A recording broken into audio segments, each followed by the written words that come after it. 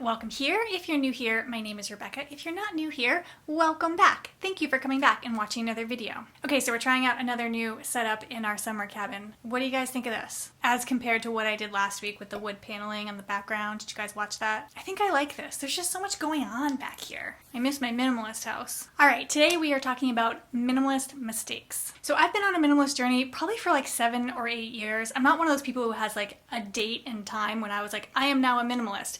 It's something that kind of came into my life really gradually, but over the years, I have definitely made some mistakes. So today I want to share those with you in hopes that it'll help you on your journey as well. All right, let's get into it.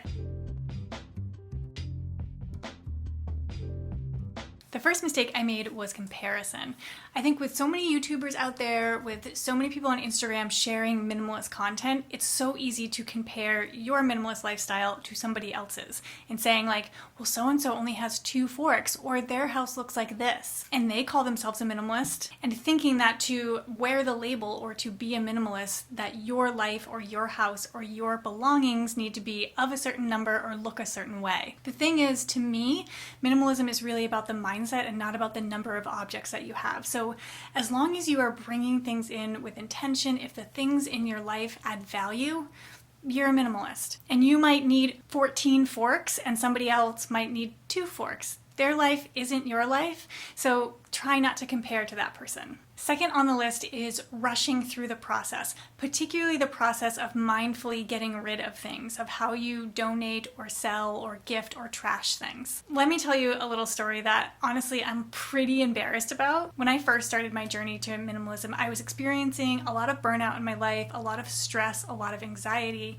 and I felt like decluttering was going to be a great step to releasing some of that anxiety. And that was right, but I was so eager to do it that I really rushed the process. This was around the time that my now husband and I moved in together for the first time, and we both went from living in slightly large 1-bedroom apartments into a teeny tiny, maybe 400 or 500 square foot 1-bedroom apartment together. So we took all of these things we had separately, we put them all together in one really small place, and it was suffocating me. And all I wanted to do was get it out as soon as possible, any means possible. So to do this, I went down to Home Depot. I bought one of those dumpster bags. It's essentially the shape of a dumpster and the size of a dumpster, but it's flexible on the sides, and then a trash company comes and picks it up. I got one of those and just started chucking stuff in there. I didn't care what it was. I didn't care if it could be repurposed. I was singularly focused on less things equals less anxiety. And on some level, I do give myself a little bit of grace because that was a really difficult time in my life, and decluttering was bringing me relief. But at the same time, it's so cringy when I think about it. Ugh. It's probably my biggest regret. Not the things that I got rid of. I would have gotten rid of the same things. It's just the way that I got rid of them. It didn't honor the objects. It didn't help anybody else. So many of those things could have been gifted and donated. So many of those things could have been properly recycled. Ugh.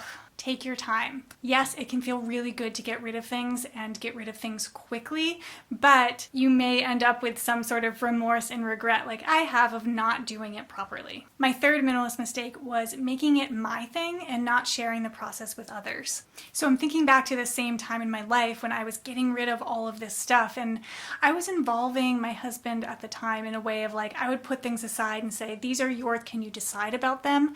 But the whole process, the whole undertaking, I viewed as my thing. And ultimately where that left me was I had then gotten really used to decluttering. I had gotten really used to the idea of a minimalist lifestyle. So I was this far down the course, and then here's my husband back here. So if we had gone together, if we had walked the path together, it probably would have been more successful quicker. So don't be afraid to share your journey with the other people in your family, to share it with friends even. If nothing else, you might inspire them to tackle some of the clutter in their life. The next mistake I made was getting rid of things just to make space for more things.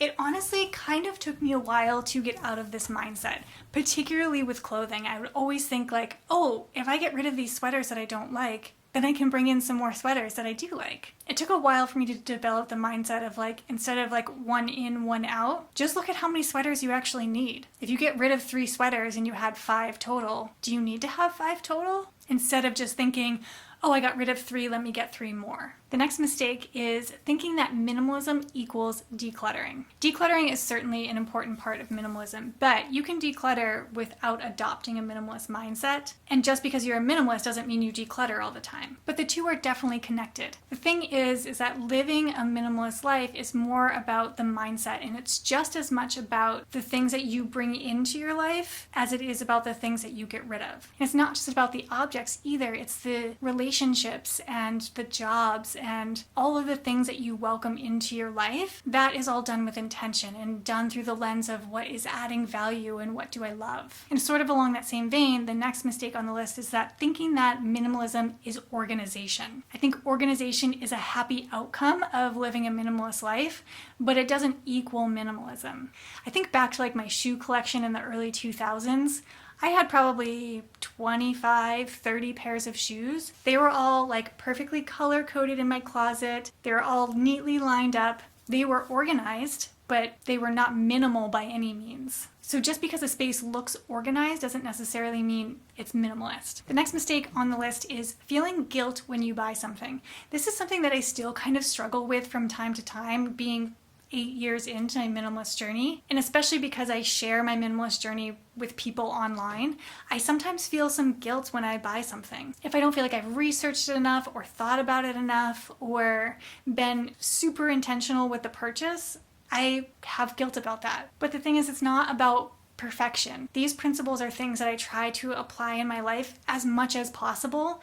And there's definitely times where I stumble and fail and buy something impulsively, and that's okay. I'm still a minimalist. I can still call myself a minimalist. I'm just not perfect. So instead of feeling guilty about that, I'm trying to learn to rotate that more into observation and understanding, why did I buy that? What was the trigger? Why did I not be as intentional as I'd like to be with that thing that I bought?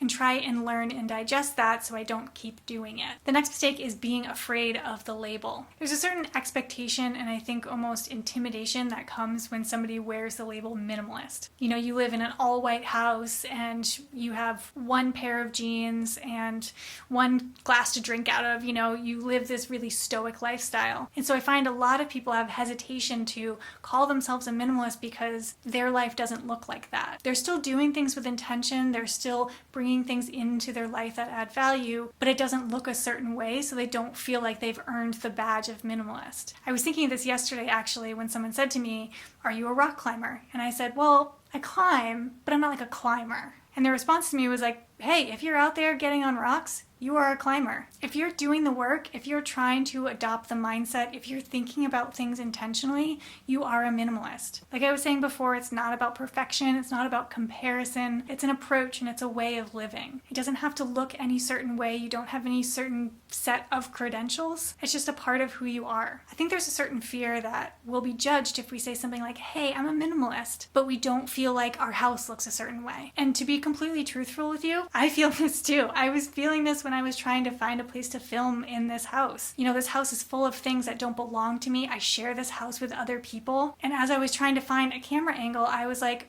what are people going to think if they tune into a minimalism video and behind me is just a shelf full of clutter, like this shelf over here? So, I mean, it's something I'm still working on too, especially as a content creator and somebody who talks and gives advice and makes a living talking about minimalism. But the first step is identifying that it's a problem and trying to work through it. All right, the last minimalist mistake is thinking that minimalism is the answer. Going back to earlier, thinking about the time in my life when I was dealing with burnout and stress and anxiety and turning to minimalism and turning to decluttering to help cope with that. And the thing is, it helped. It certainly helped, but it was not the answer. It was sort of a first step in looking at my life in a different way that allowed me to change things so that I could live a life that was less anxiety producing and less stressful. I often think that like the objects, the physical things in our life are sort of this first step. It's almost a gateway into figuring out the things that really bring us joy. It's almost the easiest thing to examine because they're external to yourself. And then you start to learn how to examine, how to ask those questions, how to understand